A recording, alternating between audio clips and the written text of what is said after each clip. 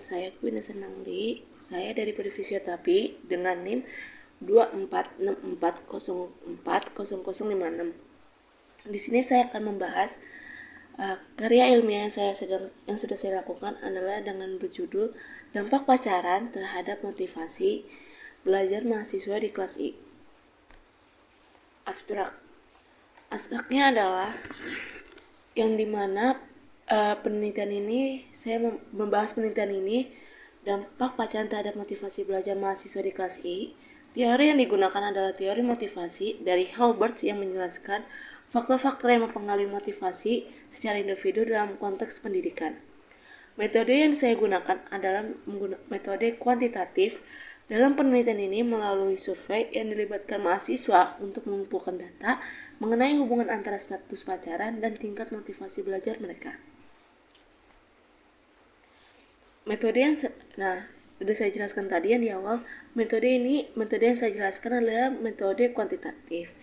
Metode ini dengan jelas adalah metode dengan jenis deskriptif korelasional yang bertujuan untuk mengetahui hubungan antara pacaran dan motivasi belajar mahasiswa dalam kelas I di Universitas Kristen Indonesia.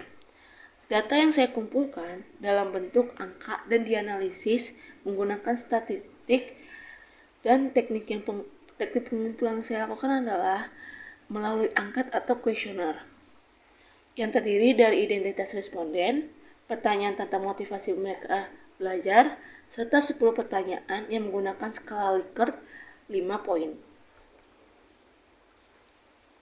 Di sini saya akan membahas hasilnya.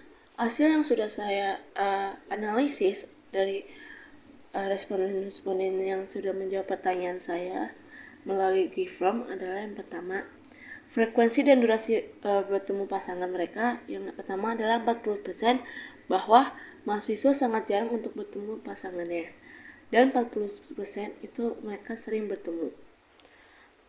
Dan yang kedua adalah durasi pertemuan antara pasangan tersebut adalah paling lama 1 jam, itu adalah 40%, dan 3-4 jam adalah juga 40%. Bahkan tidak ada yang lebih dari 5 jam dalam per hari. Yang kedua, analisis yang kedua adalah manajemen waktu dan kegiatan belajar. 60% responden menilai mampu membagi waktu secara akademik mereka dan pacaran dengan baik. Yang dimana tuh mereka tuh bisa mengatur waktu mereka untuk membagi waktu secara akademik, di mana mereka saat untuk belajar ataupun mengerjakan tugas-tugas. Bahkan mereka bisa membagi waktu juga dengan pacaran mereka dengan baik. Dan 60% hanya kadang-kadang belajar bersama pasangan. Dan yang 40% tidak pernah melakukan sama sekali untuk belajar dengan pasangan mereka. Yang ketiga, analisis yang ketiga adalah dampak pacaran terhadap motivasi dan konsentrasi saat belajar.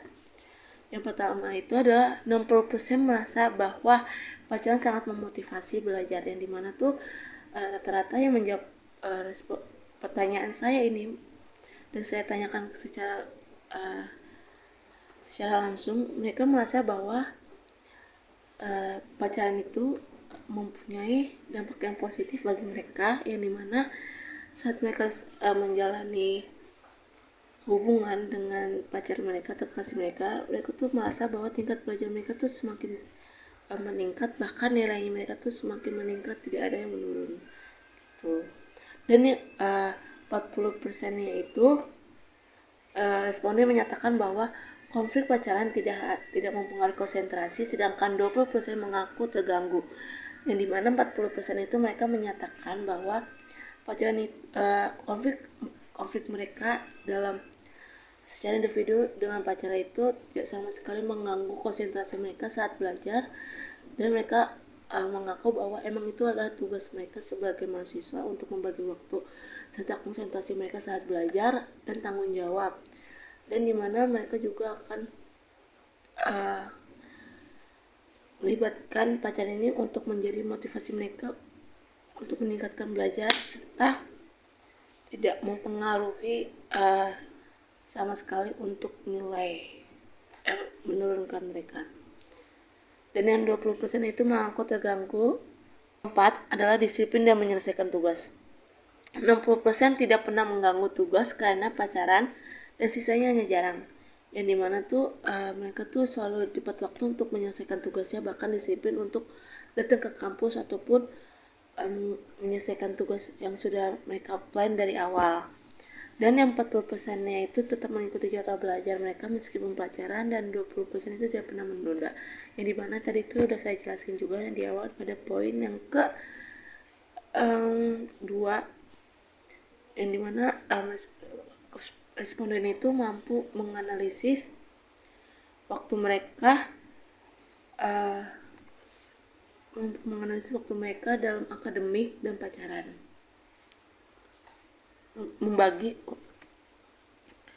Dan yang kelima adalah mendukung pasangan terhadap akademik, yang dimana mereka tuh mengaku bahwa 80% merasa pasangan sangat mendukung kegiatan mereka dalam akademik serta non-akademik. Tidak ada responden yang melaporkan juga penurunan nilai akibat pacaran.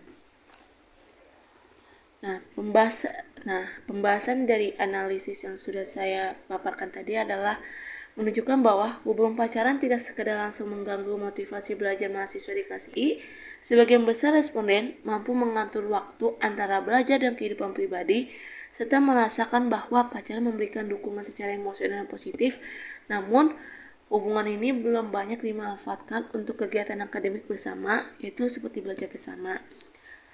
Meskipun ada potensi gangguan saat terjadinya konflik, mayoritas mahasiswa tetap disiplin dan tidak menunda-nunda tugas mereka dengan kedewasaan dan manajemen diri yang sudah mereka plan atau mereka buat, baik secara dengan baik.